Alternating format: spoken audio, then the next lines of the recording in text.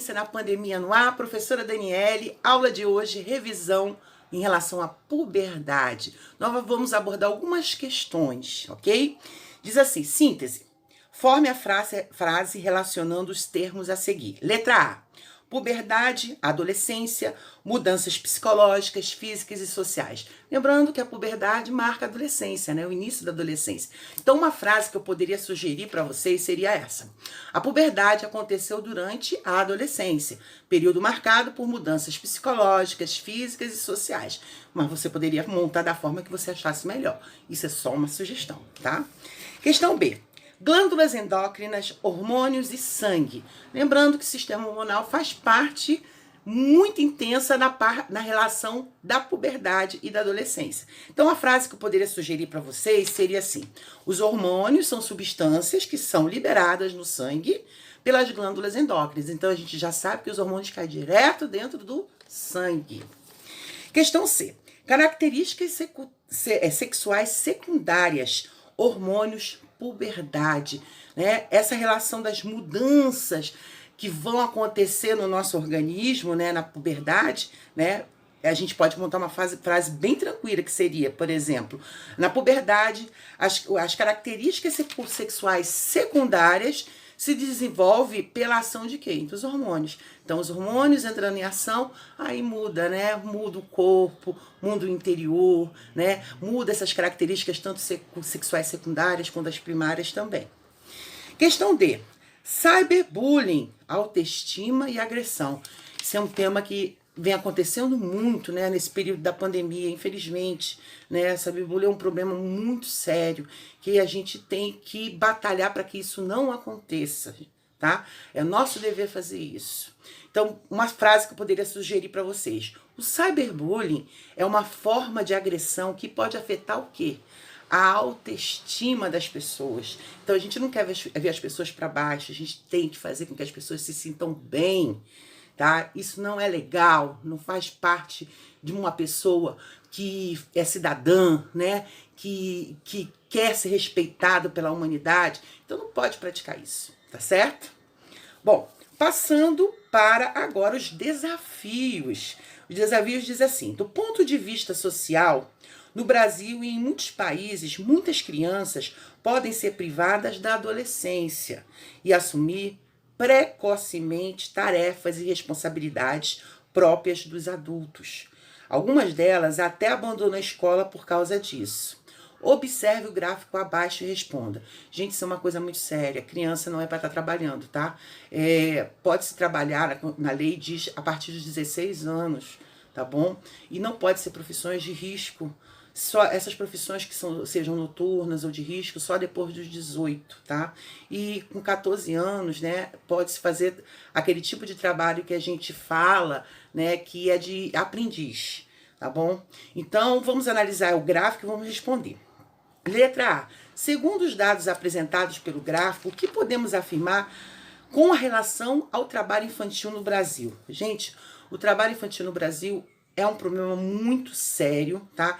É um problema social do nosso país, infelizmente, né? É um período considerado uma pequena diminuição do trabalho infantil. Nós tivemos aí uma diminuição, mas é bem pouca, tá? Mas existe ainda o que a gente diz que são as diferenças regionais com relação ao trabalho. A gente vai ver muito isso ainda nos interiores, nos locais de pouco acesso, onde a renda básica é muito baixa, e aí a gente vai ver a exploração do trabalho infantil, infelizmente, né? O Brasil tem vários Brasis, eu digo isso. São várias regiões, né? E as dificuldades, elas são diferentes em cada região, infelizmente.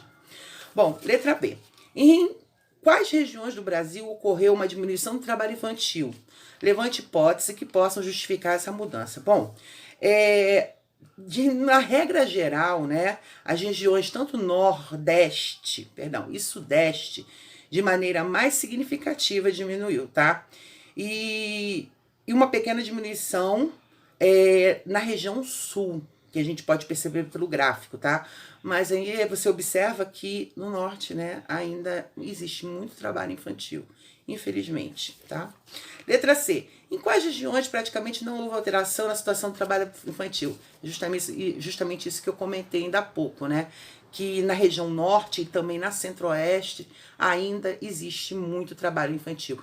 Então eu digo a vocês, denuncie, tá? Façam as denúncias. A gente não pode deixar que crianças sejam expostas a trabalhos perigosos. Criança é para brincar, tá bom? Não é hora de enfrentar a sociedade. Ela tem que se preparar, estudar para poder conseguir seu lugar no espaço. Criança tem que ser criança, tá? Letra D. Em sua opinião, quais os fatores que podem contribuir para a diminuição do trabalho infantil no Brasil? Bom, primeira coisa, fiscalização. Se não fiscalizar, a coisa acontece de uma forma, assim, abominável, tá? A penalização mais rígida, a gente precisa mudar algumas legislações, penalizar, né, quem faz esse tipo de ação, né? Campanhas de denúncia também é importante, né? A televisão, a internet, os jornais, estimular essa campanha contra o trabalho infantil e dizer isso para a população, que é um crime, tá bom? Que é um crime acontecer tudo isso. Bom, então essa aí é uma correção de uma atividade, né, que nós executamos. Isso é um pouquinho da revisão sobre a puberdade, sobre a adolescência, né?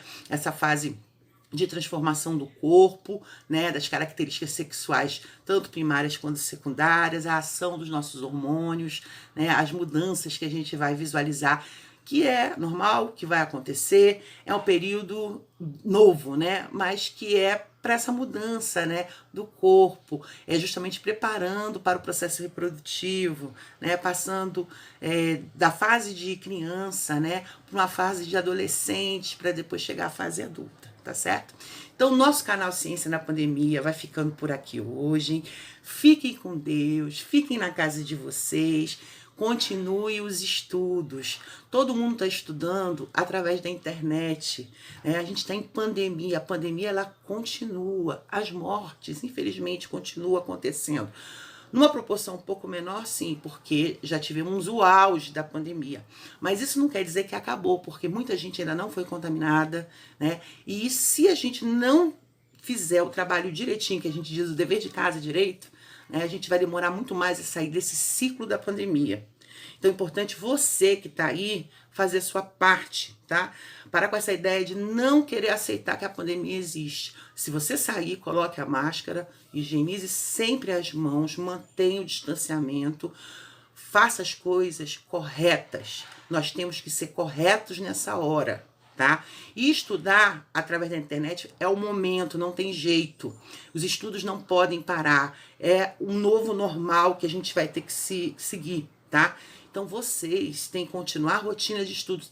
Todos os estudantes têm que continuar. Lembrando que a educação transforma a vida de todos nós. Nós precisamos continuar. Vejam vídeos, né? Assistam jornais, se informe, tá? Você, estudante, não pode parar, em hipótese nenhuma. Vocês têm todos os mecanismos, graças a Deus, hoje, né? Que é a tecnologia. Vocês não precisam ir até muito longe para poder ter informação, tá? Então, eu peço a vocês, estudem, chama os colegas de vocês para entrarem no nosso canal, tá bom? Faça sua inscrição, dê o joinha, participem, tá? Também assistam canais de outros professores, né? Professores aí maravilhosos. Todos nós, professores, nós estamos tentando fazer ao máximo por vocês. A gente está trabalhando triplicado, sabe? Ninguém está parado.